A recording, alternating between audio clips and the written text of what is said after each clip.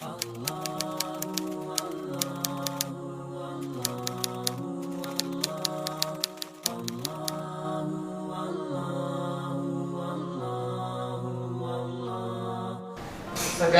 yang Anda miliki, segala apa yang Anda miliki, yang diberikan oleh Allah kepada Anda bersesuaian dengan tujuan yang Allah sudah tetapkan. Allah tahu bahwa kehidupan dunia seperti ini. Allah tahu bahwa kehidupan dunia bukan kehidupan yang menenangkan, bukan kehidupan yang menyenangkan. Makanya Allah bilang bahwa ketika aku turunkan ke alam sini bukan untuk alam, tetapi tujuan saya menurunkan kau ke alam sini untuk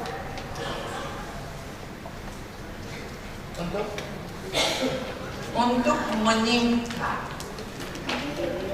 dan memperlihatkan apa yang engkau bawa dari alam. Anda bisa pahami? Lihat, Anda harus menjadi orang dulu, baru Anda bisa menghidayai orang. Anda harus punya ilmu dulu, kalau Anda ingin mengajar kepada orang. Anda harus punya rasa bahagia dulu, kalau Anda ingin membahagiakan. Selama itu tidak pernah Anda miliki, Anda tidak pernah akan bisa memberi kepada orang. Sekarang, kalau hal tersebut Anda dapat dan Anda cari di alam luar, yang orang lain juga tidak memiliki hal tersebut, berarti kita saling mencari, saling mengharap. Berarti ketika orang yang saling mengharap yang muncul, Anda mengharap si A mengharap kepada si B, sedangkan si B gak punya, si A gak punya, si A pikir si B yang bakalan ngasih, si B pikir si A yang bakalan ngasih, ternyata dua-duanya gak ngasih. Yang terjadi marah-marah. Kenapa kamu gak ngasih? Karena Anda mengharap, Anda pikir si A yang mau beri, Anda pikir si ini yang mau beri, ternyata nggak ada. Berarti yang harus Anda lakukan, Anda harus memiliki hal tersebut. Artinya Anda harus bersinar, Anda harus bercahaya, baru Anda bisa menyinari sekitar. Anda harus jadi orang positif, baru kemudian negatif yang ada di alam dunia betul-betul bisa menjadi baik. Sekaranglah saat Anda untuk menjadi orang yang positif, dan itu harus Anda munculkan, dan Anda harus munculkan, bukan dengan cara Anda untuk bersandar kepada orang lain. Saya ceritakan satu kisah kepada Anda.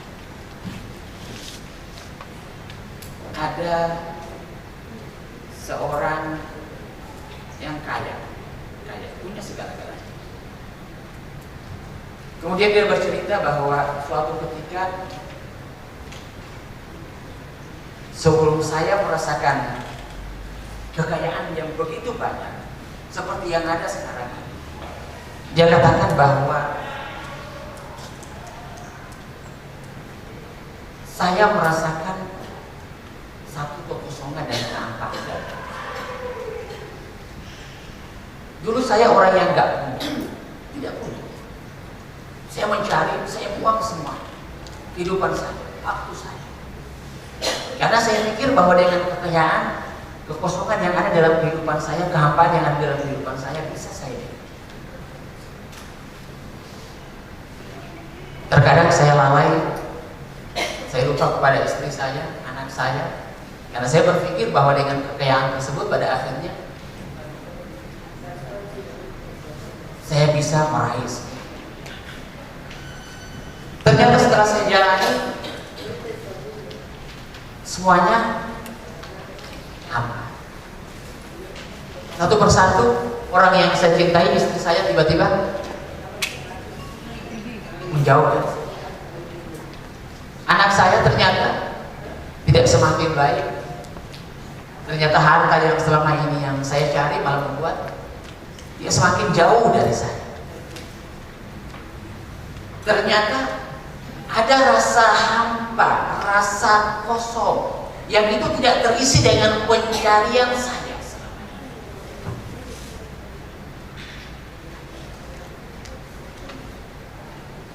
Akhirnya apa yang dilakukan?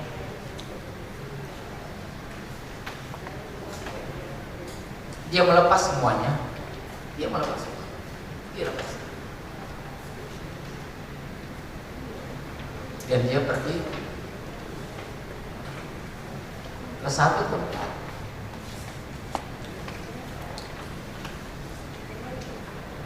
di sudut kota. Saat itu masih Suriah, di sudut kota. Di situ dia menemukan seorang ulama, seorang wali Allah. Akhirnya dengan proses itu pada akhirnya kekosongan yang selama ini yang dia cari, rasa bahagia yang selama ini dia inginkan, ternyata hanya bisa dia dapatkan dengan di sudut kota tersebut, tanpa uang, tanpa kekayaan, tanpa segala-galanya, terkadang makan, terkadang lapar. Pada akhirnya dia mampu menjawab bahwa inilah yang saya inginkan selama ini. Kita selalu mencari jawaban, apa yang saya inginkan dalam hidup. Selalu kita bertanya, proses kita berjalan berputar ke sana kemari sebenarnya tujuan kita untuk mengisi apa yang kosong dalam hidup kita. Sengaja Allah biarkan hati kita dalam keadaan kosong. Sengaja Allah biarkan. Allah nggak isi hati tersebut. Sengaja ketika Allah ciptakan kita, kata Allah, aku bentuk satu rumah, satu tempat, satu wadah yang keadaannya dalam keadaan kosong, kata Allah.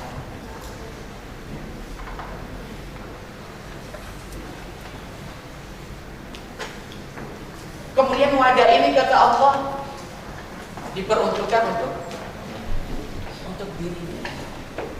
Ketika wadah ini turun ke alam dunia, turun ke alam dunia, ini tetap dalam keadaan apa? Dalam keadaan kosong.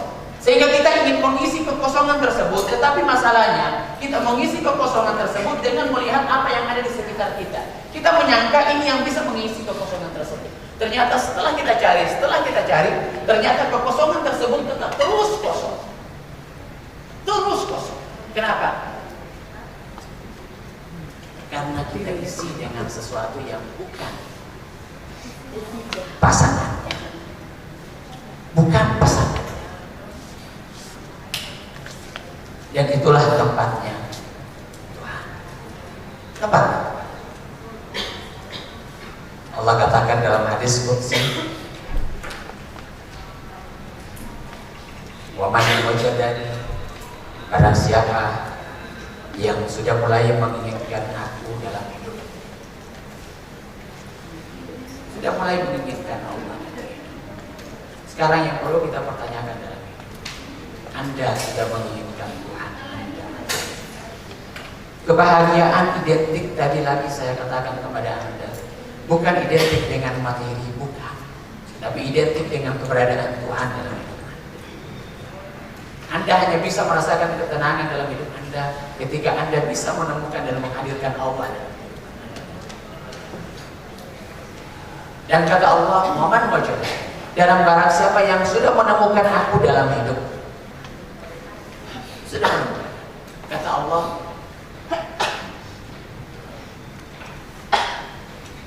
dia akan merasakan kehadiran.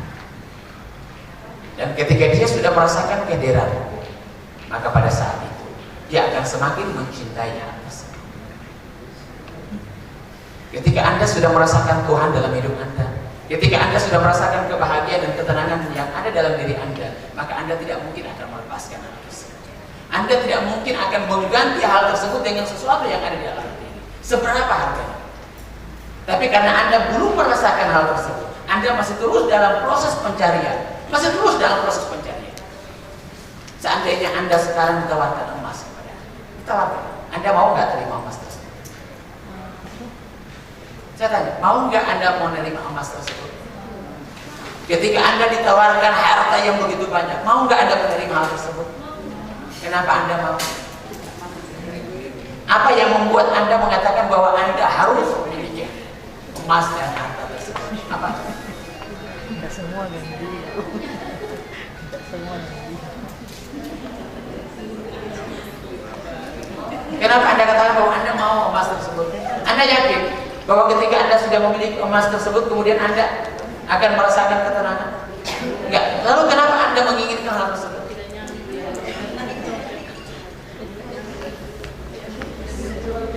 Anda selalu berpikir gini, enggak, mungkin dengan hal tersebut saya ingin berbuat baik. Dari mana Anda tahu bahwa tugas Anda berbuat baik?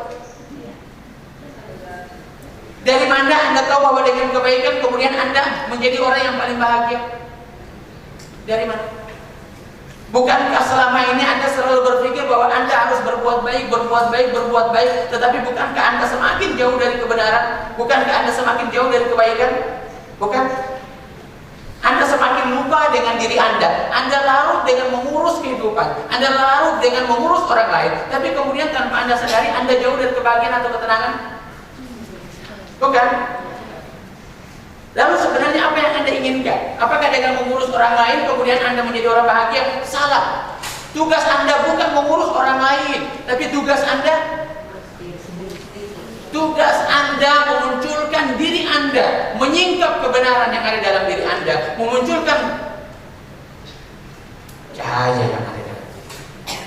Ketika itu sudah ada dalam diri Anda, maka yang akan terjadi bukan diri Anda lagi yang membutuhkan orang lain, tapi orang lain yang akan mencari.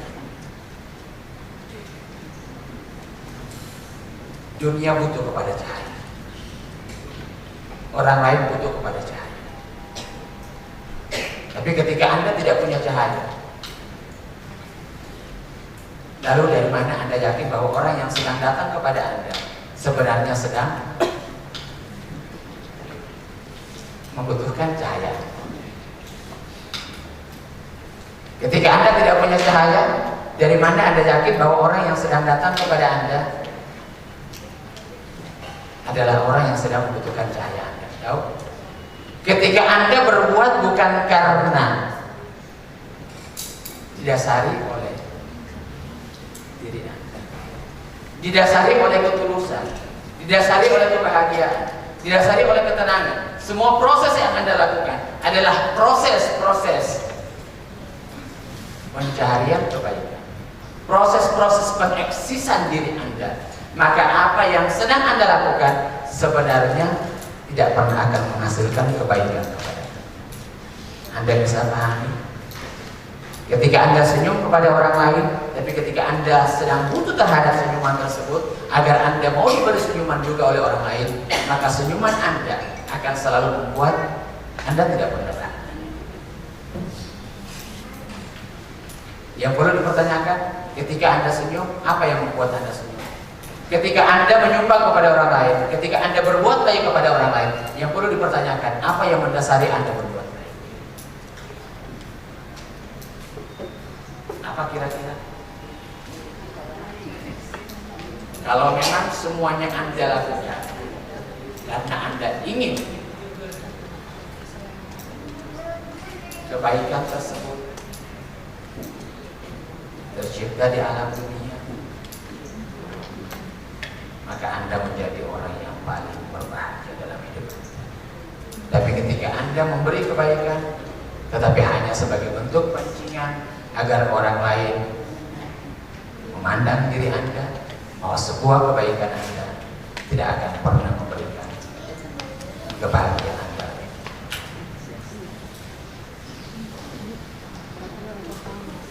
Harus kita sadari yang kita lakukan selama ini, apakah proses untuk memberi kebaikan atau sebenarnya sedang proses mencari sesuatu yang lain. Anda sudah ingat bahwa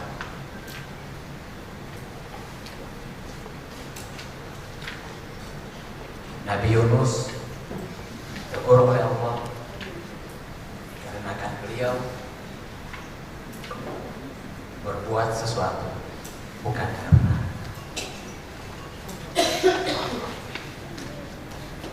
hanya karena emosi yang ada dalam diri dia, karena dia ingin memberi pelajaran kepada orang lain.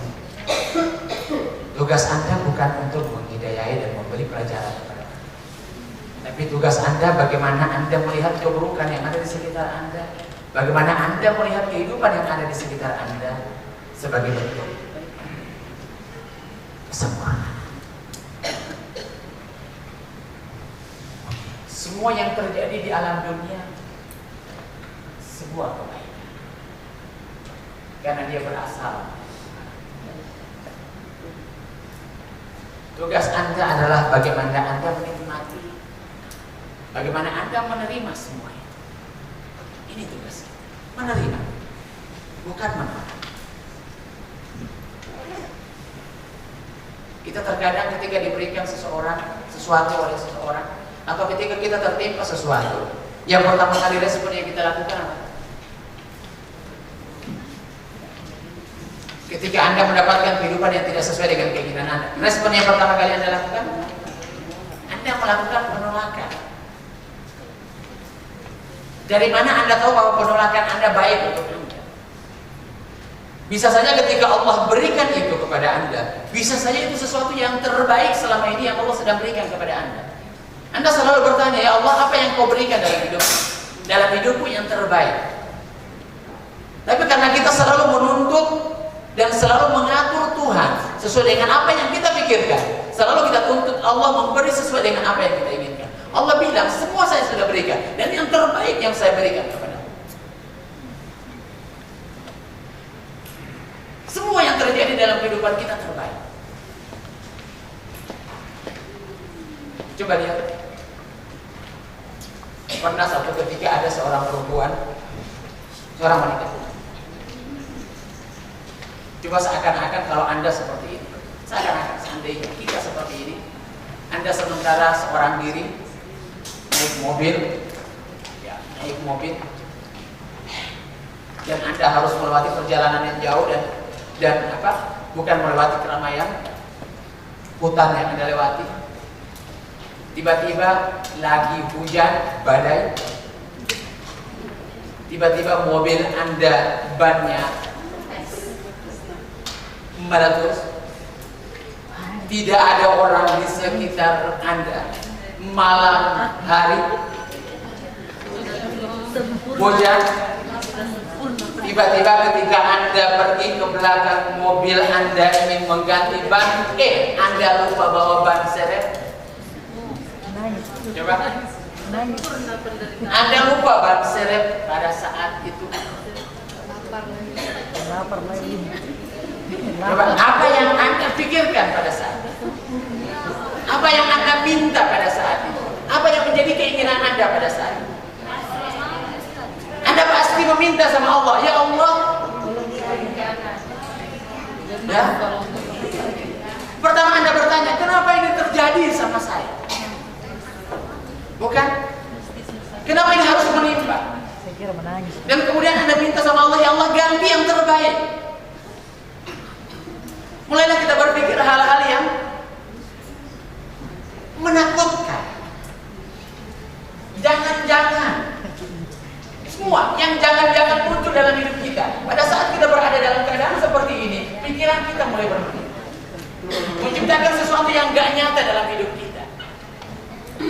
Kita berpikir bahwa tiba-tiba kalau ada yang datang, tiba-tiba saya dibunuh, tiba-tiba harta saya diambil. Mulailah kita takut dengan sesuatu yang gak nyata dalam hidup kita. Oke? Tapi apakah dengan pikiran Anda seperti ini hidup Anda berubah? Anda gak berubah. Tidak datang tiba-tiba ada penolong yang datang kepada Anda. Dengan Anda berpikir penolong gak bakal datang. Anda berteriak kepada Allah, penolong datang gak? Enggak juga. Apakah Allah gak mendengar? Allah mendengar, tapi Anda gak yakin bahwa Allah mendengar. Tapi Anda mengatakan bahwa pendengaran Tuhan berfungsi kalau Allah tiba-tiba mendatangkan orang kepada kita.